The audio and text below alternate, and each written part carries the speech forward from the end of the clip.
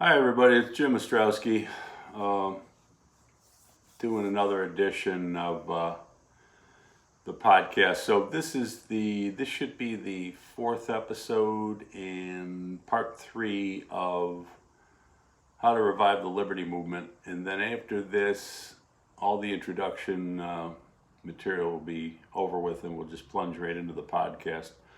So again. Please subscribe. I got to get up to 1,000 subscribers, and then we'll be off to the races.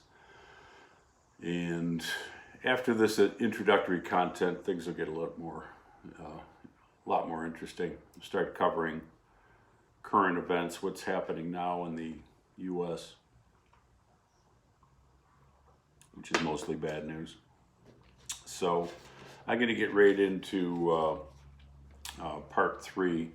So basically, for those who didn't see the first couple, last summer I gave a major speech, which is also on Amazon. It's one of my 7 books, and it's on libertymovement.org's Facebook page. If you scroll back a few months, you'll see it. You can watch the clip.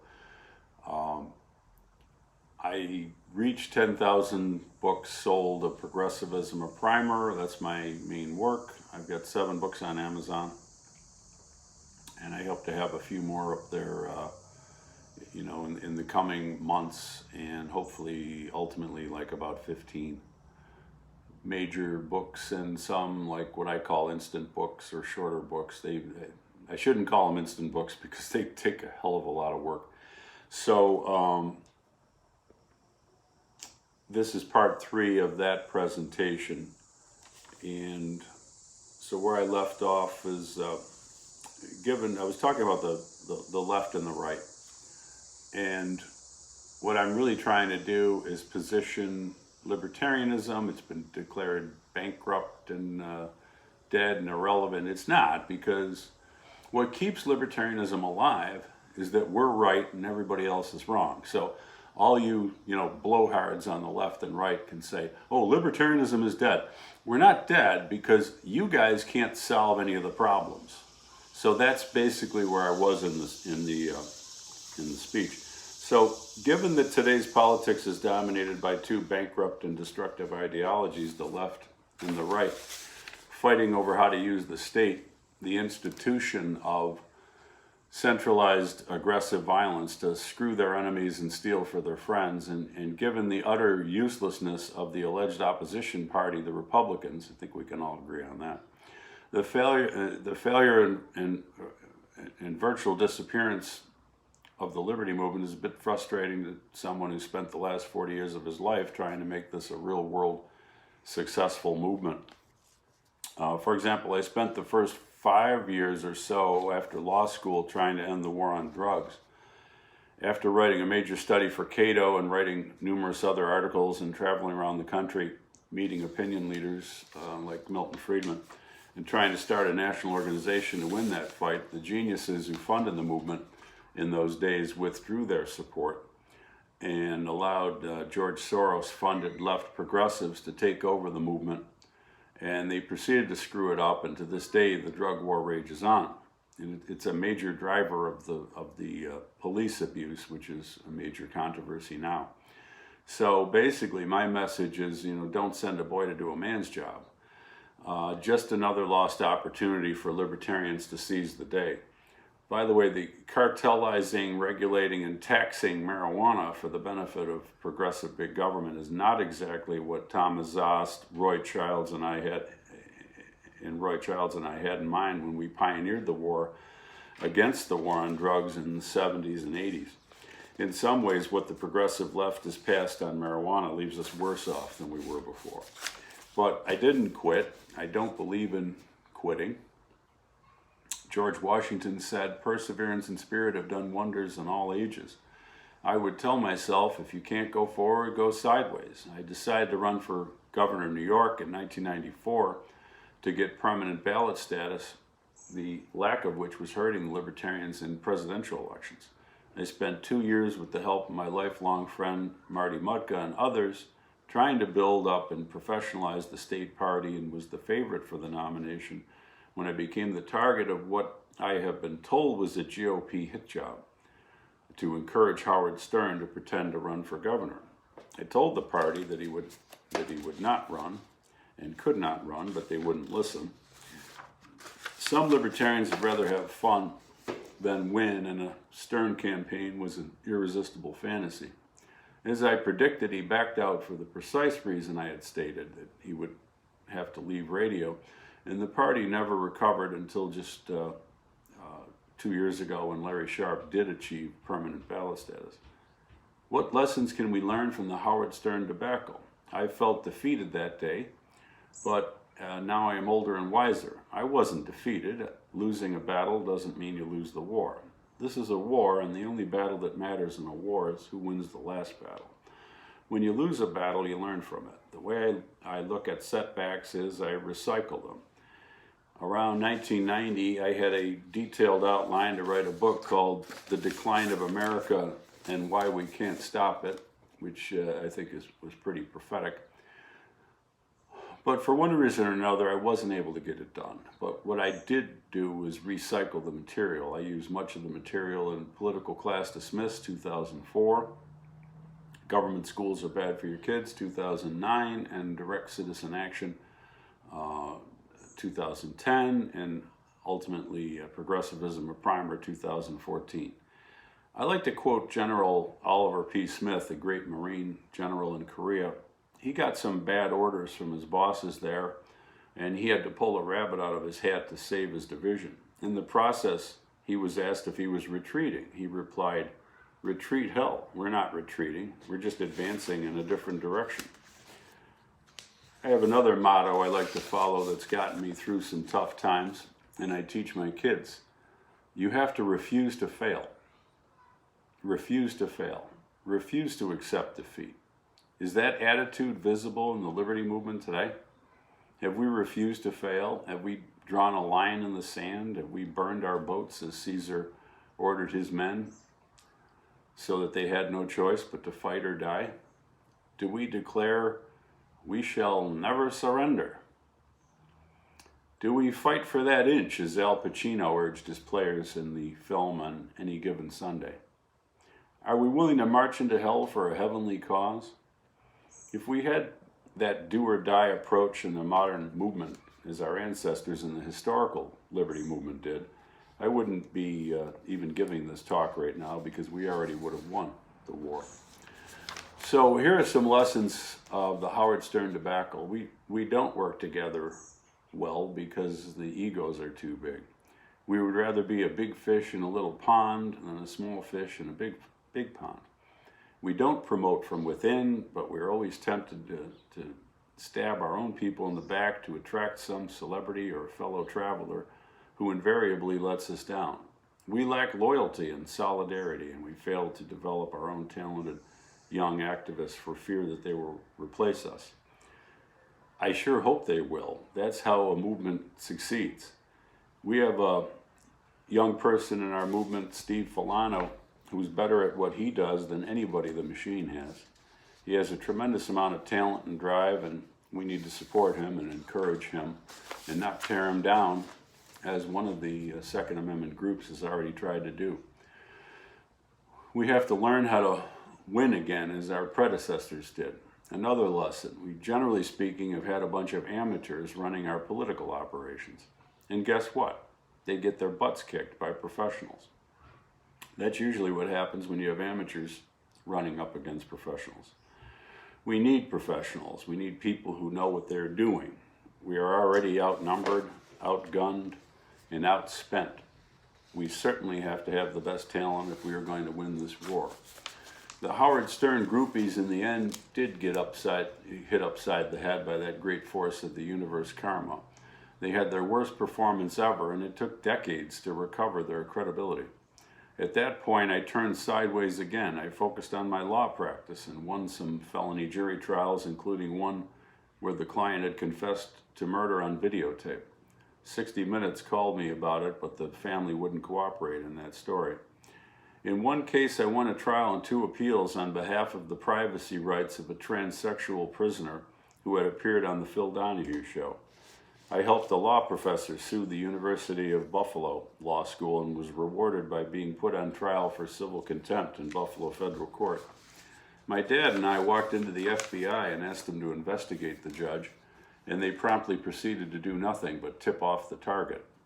I learned a lot about the justice system in that case, and my essay, American Justice, on LouRockwell.com was the result, and is, I believe, the most devastating critique of the court system written by an American lawyer. I represented a group of Yemeni American deli owners who were targeted by the Buffalo police.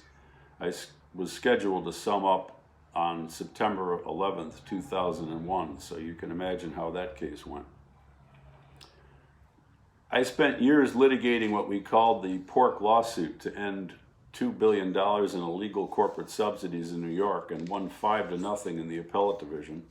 However, the Court of Appeals ruled against us 5-2, proving, as I explained in Progressivism, a primer, that the only constitution progressive judges follow is progressivism. In recent years, I've filed many Second Amendment cases and still have one pending in the Second Circuit to overturn the New York pistol permit law. In these cases, I have made for the first time in court what we now call the government tyranny argument, that the prime purpose of the right to bear arms is to protect us from government tyranny. We also argue that the Second Amendment works in that regard, a great example of attacking, not defending. I barely have time to mention the Western New York tax revolt, a 7-year effort from 2004 through 2011 to create a libertarian beachhead in the Buffalo area, which had been declining for 45 straight years. Although not successful, I learned many lessons from this effort, and that led to my developing the theory of direct citizen action, which is going to be a major theme in this podcast, and later focused on the mindsets that set like concrete in people's minds and prevent true ideas from entering. In sum, without those 7 years of frustrating effort, progressivism would never have been published, and we wouldn't be here talking. I have tried to live up to libertarian principles in my law practice, though not exactly a wise business decision, I have to say. Nevertheless, I have fought for liberty in almost all of my cases in recent years and have litigated for the rights mentioned in 8 of the 10 amendments known as the Bill of Rights. I have many times defended the First, Second, and Fourth Amendment rights of my clients. I am very proud that I've helped several prisoners get released after being wrongly convicted and was part of a team of lawyers who improved conditions at the Erie County Holding Center. Of course, all of my criminal defense work was based on enforcing the Fourth, Fifth, or Sixth Amendments to the Constitution. While I'm proud of the work I did to advance those rights, I must say that my labors were very often not rewarded by judges put in power by the very system I was fighting against. Because of this, I have concluded that I can do much more for the cause of liberty outside the courts than I was able to do inside the courts. Thus, I am announcing tonight, as of a year ago, that effective immediately, I will be ending my full-time law practice and will from here on out work full-time for the cause of liberty for the foreseeable future, so long as my health allows and God allows me to draw breath. I will continue to take a limited number of court cases to promote liberty. If you liked my legal work, you will love my activism and writing on behalf of liberty. You ain't seen nothing yet. So how can you help? Buy copies of Progressivism and pass them around to opinion leaders. Donate them to the local library and coffee shops and community centers and churches and schools. The funds raised will allow me to build a powerful website, libertymovement.org, that will help educate Americans about the true history of the liberty movement and the evils of progressivism and leftism, and will explain to the public how to use direct action tactics to improve their lives and increase liberty a little bit every day. It is time to revive the liberty movement, which has been dormant since the end of the second Ron Paul campaign, and whose absence from the scene has led to the domination of American politics by fanatics from the extreme left and extreme right, and by big government, progressives, corporatists, and warmongers from both parties. These folks don't have the answers to the problems plaguing ordinary Americans, and the country is drifting towards stagnation, decline, racial discord, and civil disorder, as I predicted in progressivism, and of course that's all intensified since I gave this speech. If we continue to remain on the sidelines and stick to our academic conferences and conventions, these trends will continue. I am committing myself to help jumpstart the movement and will work on a full-time basis, self-funded, to make this happen and encourage and train young activists to carry on our work. As always, I am willing to work with all persons and groups interested in advancing liberty and be a bridge builder and consensus builder and uniter. As Ronald Reagan liked to say, it's amazing how much you can accomplish if you don't care who gets the credit. In 2012, Ron Paul, after spending essentially 5 brilliant and tireless years on the campaign trail, passed the torch of liberty to us, and we dropped it. But now it is time to pick up that torch and finish the race. Let's start by continuing to get progressivism a primer into widespread readership. To explain what progressivism is to refute it. Until there is widespread understanding of this mental force field around the minds of 90% of Americans, this self-imposed mental disability, we will continue to waste time talking to a wall.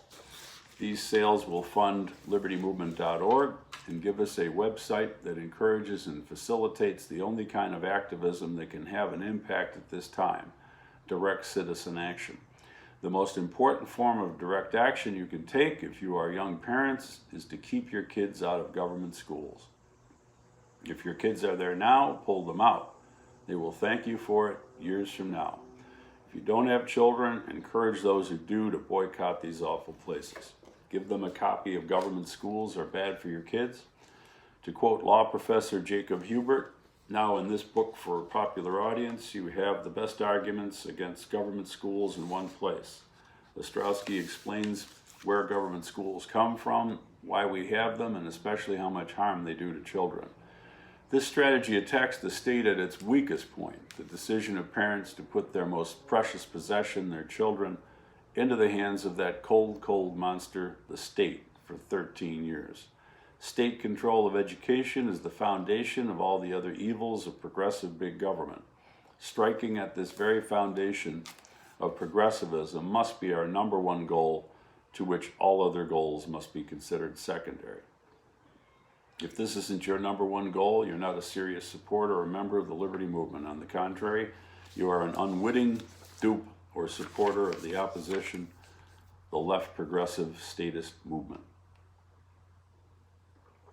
So to start to sum up, and don't all cheer at once, if we are to revive the liberty movement and continue to and honor the great historical work of St. Augustine, the first great critic of the state, the Levelers of England, Algernon Sidney, John Locke, Trenchard and Gordon of Cato's Letters fame, the Founding Fathers, Herbert Spencer, Lysander Spooner, Bastiat, Albert J. Nock, H.L. Mencken, Mises, Rothbard, and Ron Paul.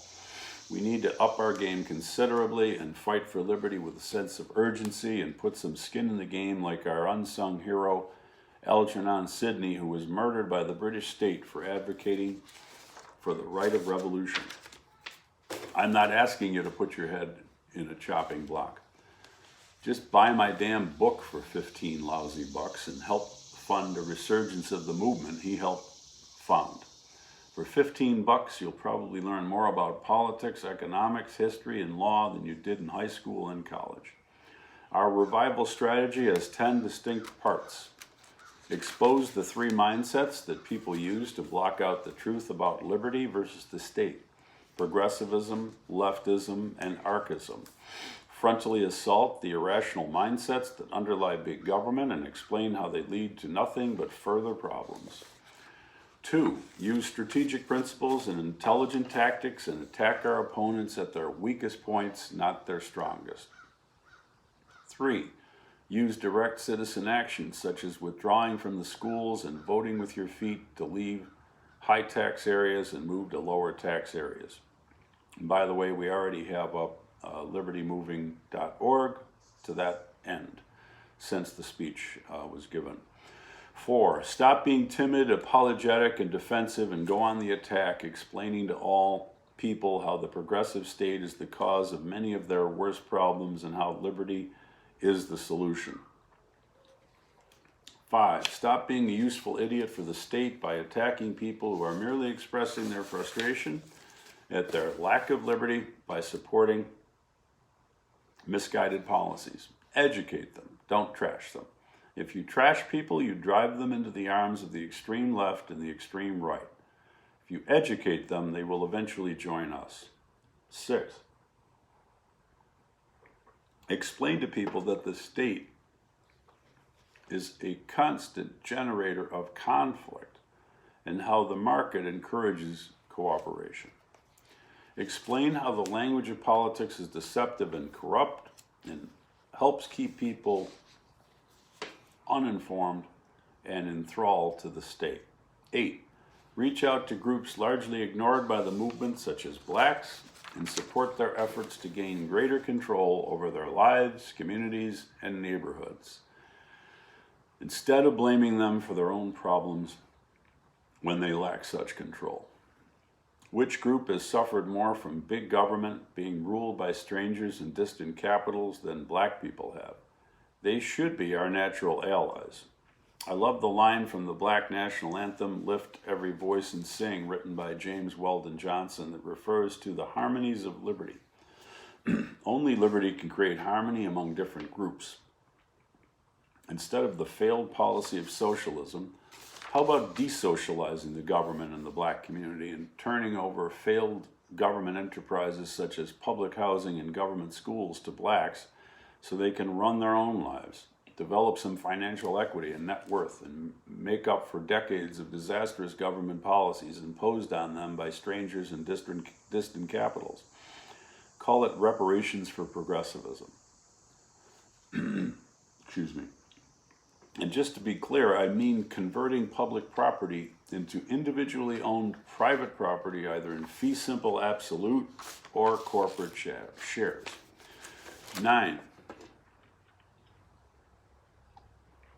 be able to explain liberty in simple, clear terms. For example, people get along in the marketplace, but not in the government place. Always attack. You can't win anything playing defense.